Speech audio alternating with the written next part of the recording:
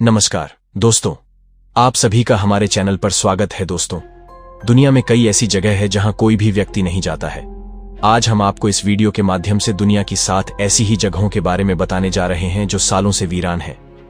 ऐसे में इन जगहों पर अब सिर्फ सन्नाटा पसरा रहता है और यह जगह लोगों के बीच में सिर्फ चर्चाओं में रह गई है। तो आइए जानते हैं आखिर कहां है दुनिया की यह विचित्र जगह है। नंबर 7, बैंकॉक के जंगलों के बीच बसा वीरान घर खूबसूरत जंगलों के बीच छिपा है। गहरा राज, एक रात भी नहीं ठहर पाता कोई।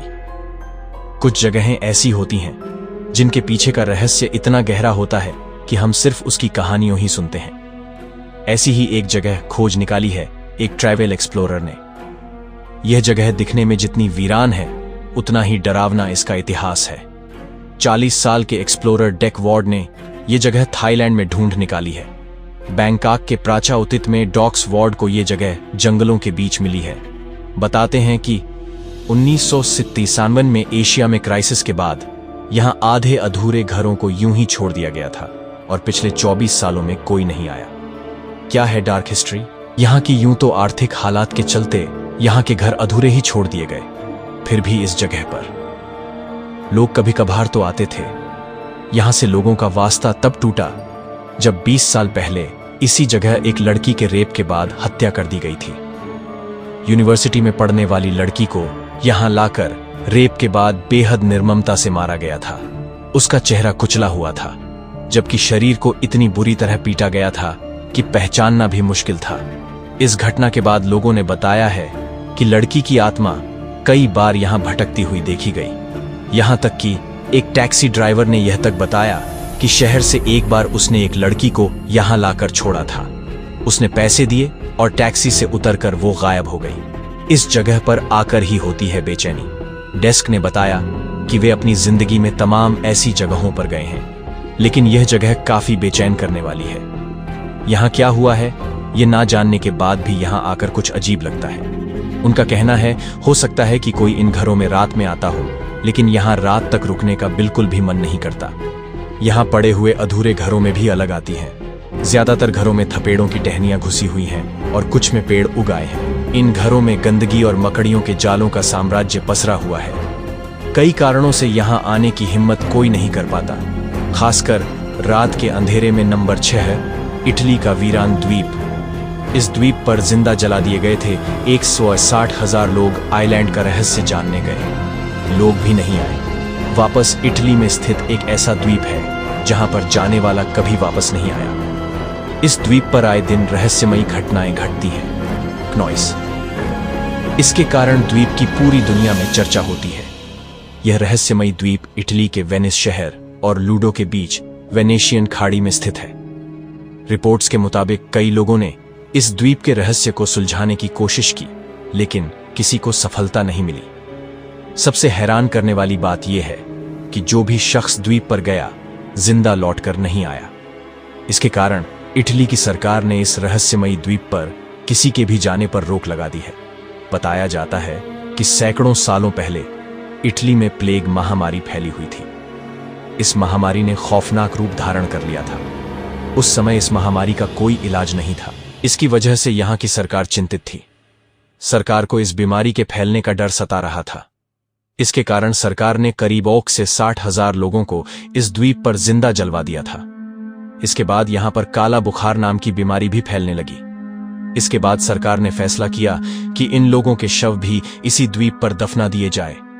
तब से ही स्थानीय लोग इस द्वीप को शापित मानते हैं। बताया जाता है कि जलाए गए लोगों की आत्माएं आज भी यहां पर भटकती हैं। कई लोगों ने यहां पर आत्माओं को देखने का दावा किया है। इस द्वीप से अजीबोगरीब आवाजें भी सुनने का दावा किया जाता है। इस द्वीप पर होने वाली रहस्यमयी घटनाओं के चलते इटली की सरकार ने यहां पर लोगों के जाने पर रोक लगा दी है। यह आइलैंड दुनिया की सबसे डरावनी जगहों में शामिल है। नंबर 5, वीरान पड़ी कारें। यह कहानी है किसी जगह से नहीं बल्कि कारों से जुड़ी। इंसानों की खबरें तो आपने देखी होंगी, लेकिन क्या आपने गाड़ियों की खबरें देखी हैं? जी हां, यह बिल्कुल सच है। बेल्जियम के दक्षिणी भाग में चटिलोन नामक इलाका है जहां के जंगलों में आपको सैकड़ों गाड़ियां खड़ी मिलेंगे। ये गाड़ियां पिछले 75 सालों से भी ज्यादा समय से यहां खड़ी है। इन कारों की हालत ऐसी हो चुकी है कि इनके अंदर से ही पेड़ पौधे बाहर निकल आए हैं। इसके पीछे की कहानी बेहद दिलचस्प है। कई लोगों का कहना है कि जब दूसरे विश्व युद्ध के दौरान अमेरिकी सैनिक यहाँ आए थे तो उन्हें यहाँ से आगे जाने का रास्ता नहीं मिल पाया। इसी बीच उन्हें तुरंत चेतावनी मिली कि सभी सैनिक सुरक्षित स्थानों पर चले जाएं, लेकिन एकदम से गाड़ियों की सहायता से किसी सुरक्षित स्थान पर जाना संभव नहीं था। इसलिए वे लोग अपनी गाड़ियों को यही छोड़कर बंकर्स में चले गए। उन्होंने सोचा कि बाद में वे लोग अपनी गाड़ियों को यहाँ से वापस ले जाएंगे, लेकिन गाड़ियों को अमेरिका वापस ले जाने का खर्चा इन गाड़ियों की कीमत से भी कई ज्यादा आ रहा था। इसलिए यह गाड़ियां यही रह गईं। सालों बीत गए, लेकिन यह गाड़ियां अभी भी वैसी ही खड़ी हैं जैसे किसी ट्रैफिक जाम में फंस गई हों। बताया जाता है कि यहां खड़ी इन गाड़ियों की संख्या 500 से भी ज्यादा है। नंबर 4, जापान का स्टैच्यू पार्क। यहां पहले जाता कोई नहीं था, लेकिन जब एक फोटोग्राफर ने ली, यहां की तस्वीर तो आने लगी भारी भरकम भीड़। यहां जापान के पार्कों को दुनिया भर में शांति का प्रतीक माना जाता है। यहां आप असल प्रकृति को महसूस कर सकते हैं और शांति से समय बिता सकते हैं। लेकिन एक पार्क जापान में ऐसा भी है जहां पेड़ पौधों के अलावा इतने सारे पुतले रखे हैं कि आपको भी लगने लगेगा जैसे वे आपको ही घूर रहे हों। यह पार्क जापान के टोयामा में है। यहां करीब 800 से भी ज्यादा पुतले रखे हुए हैं। इन पुतलों की कहानी भी बेहद हैरान कर देने वाली है। इनमें से ज्यादातर पुतले असली लोगों की निशानी के रूप में बनाए गए हैं। हर किसी के कपड़ों का डिजाइन बेहद अलग है। 1959 में इन पुतलों को चीन के एक कलाकार ने बनाया था। वह इन्हें बेचकर अपना बिजनेस शुरू करना चाहता था। इन्हें बनाने में $54 मिलियन से भी ज्यादा का खर्च आया था।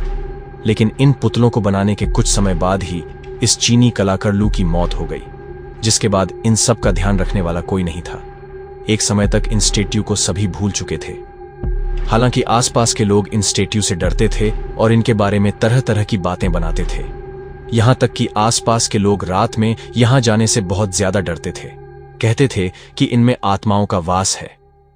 इसी बीच एक फोटोग्राफर ने इन स्टैच्यू की फोटो लेकर उन्हें अपने सोशल मीडिया पर डाल दिया, जिसके बाद पर्यटकों ने इस पार्क में रुचि दिखाना शुरू कर दिया। आज भी सैकड़ों लोग इस पार्क में घूमने के लिए आते हैं।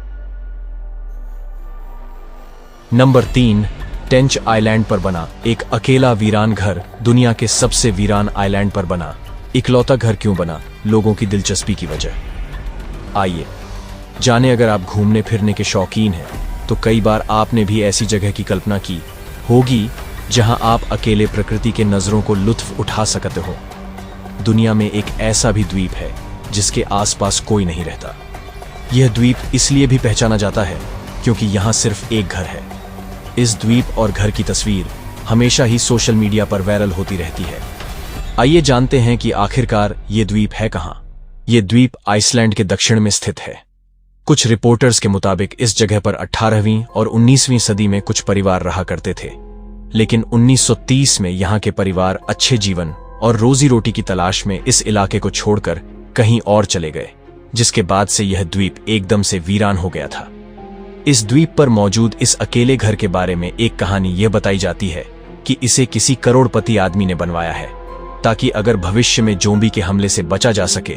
इसीलिए यह घर लोगों के लिए और अनोखा बन गया।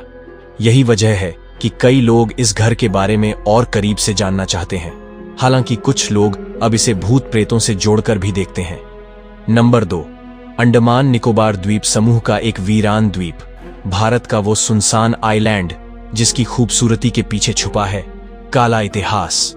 ये भूटिया द्वीप अंडमान निकोबार द्वीप समूह का हिस्सा है।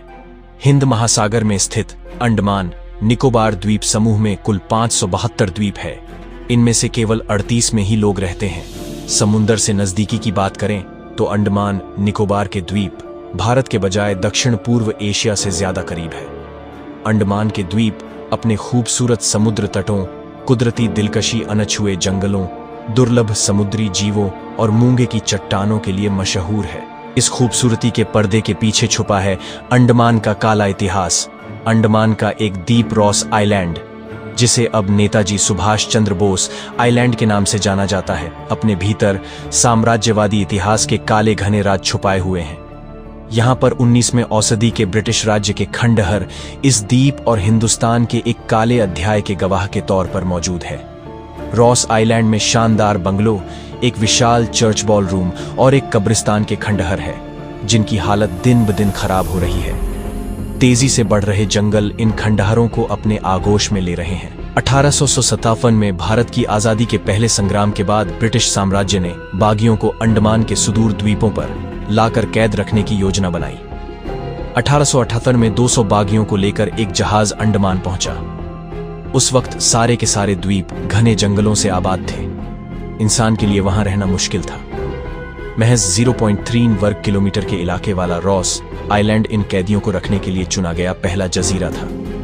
इसकी वजह यह थी कि यहां पर पीने का पानी मौजूद था, लेकिन इस द्वीप के जंगलों को साफ करके इंसानों के रहने लायक बनाने की जिम्मेदारी उन्हीं कैदियों के कंधों पर आई। इस दौरान ब्रिटिश अधिकारी जहाज पर ही रह रहे थे। धीरे धीरे अंग्रेजों ने अंडमान में और राजनैतिक कैदियों को लाकर रखना शुरू कर दिया और जेलें और बैरकें बनाने की जरूरत पड़ी। इसके बाद ब्रिटिश अधिकारियों ने रॉस आइलैंड को अंडमान का प्रशासनिक मुख्यालय बनाने की ठानी। बड़े अफसरों और उनके परिवारों के रहने के लिए रोस आइलैंड को काफी विकसित किया गया। अंडमान के द्वीपों पर बहुत सारी बीमारियां फैलती रही थीं। इससे अंग्रेज अधिकारियों और उनके परिजनों को बचाने के लिए रोस आइलैंड में बेहद खूबसूरत इमारतें बनाई गईं। शानदार लॉन विकसित किए गए, बढ़िया फर्नीचर से बंगले आबाद हुए, टेनिस कोर्ट भी बनाए गए। बाद में यहां एक चर्च और पानी साफ करने का प्लांट भी बनाया गया। इसके अलावा रॉस आइलैंड पर सेना के बैरक और एक अस्पताल भी बनाया गया। बाद में डीजल जनरेटर वाला एक पावर हाउस भी यहां बनाया गया ताकि यहां आबाद लोगों के लिए रोशनी का इंतजाम हो सके। इन सुविधाओं की वजह से रॉस आइलैंड चारों तरफ बिखरे तबाही के मंजर के बीच चमकता सितारा बन गया।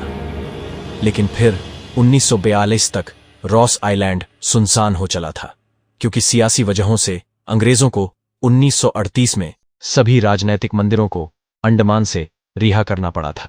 फिर दूसरे विश्व युद्ध के दौरान जापान के हमले की आशंका के चलते अंग्रेज यहां से भाग खड़े हुए।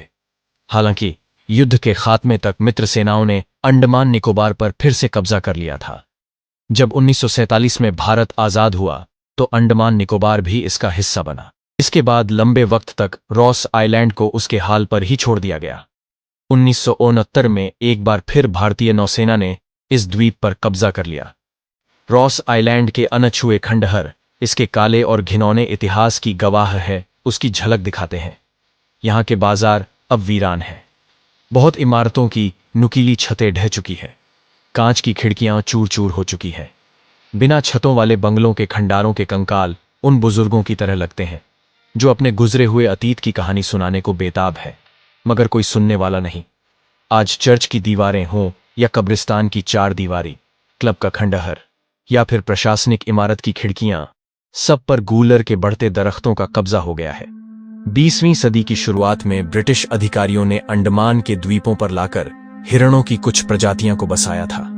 इन्हें द्वीप पर लाने का मकसद था शिकार के खेल के लिए जानवर मुहैया कराना, लेकिन हिरणों को खाने वाले जानवर ना होने से इनकी आबादी बेतहाशा बढ़ गई। इसकी वजह से अंडमान के द्वीपों में पेड़ पौधों को बहुत नुकसान हुआ, क्योंकि हिरण नए छोटे पौधों को खा जाते थे।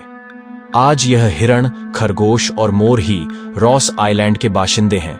यहां आने वाले सैलानियों के लिए यह जानवर दिलकश नजारे पेश करते हैं। जूनियर अफसरों का दिल बहलाने के लिए बनाए गए सब ऑर्डिनेट क्लब का लकड़ी का फर्श अभी भी काफी हद तक बचा हुआ है। एक दौर ऐसा रहा होगा जब यहां गीत संगीत की धुनों पर लोग थिरकते रहे होंगे, लेकिन आज सिर्फ परिंदों की चहचहाहट ही यहां के खंडहरों के बीच गूंजने वाली एकलौती आवाज है।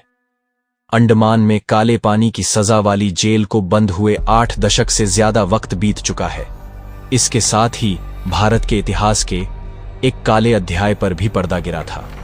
आज रॉस आइलैंड के खंडहर उस गुजर चुके काले इतिहास के दाग के तौर पर हिंद महासागर में मौजूद है। ये हमें उस भविष्य को दिखलाते हैं जब इंसानी सभ्यता का खात्मा हो जाएगा और कुदरत उन इलाकों पर दोबारा अपना हक जमाएगी जो कभी मानवता के लिए अहम ठिकाने थे।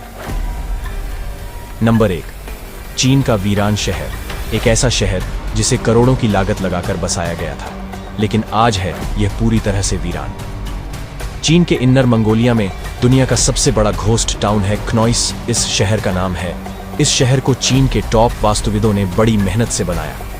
यहाँ इमारतों के साथ बाजार, स्टेडियम, और जिम तक तैयार हुए। कुल 3,000 लोगों के रहने की यहां व्यवस्था हुई, लेकिन केवल 70,000 लोग ही यहां आए। वे भी जल्दी ही अज्ञात वजहों से शहर छोड़कर भाग गए। शहर पूरी तरह से खाली हो गया। अब यह शहर दुनिया का सबसे बड़ा भूतिया शहर कहलाता है। आज की वीडियो में बस इतना ही आशा करते हैं आपको आज की वीडियो में दी गई जानकारियां अच्छी लगी होगी, इसलिए इस वीडियो को लाइक करें, शेयर करें और हमारे चैनल को भी सब्सक्राइब करें। चलिए अब मिलते हैं आपसे अगली वीडियो में। धन्यवाद। क्नॉइस।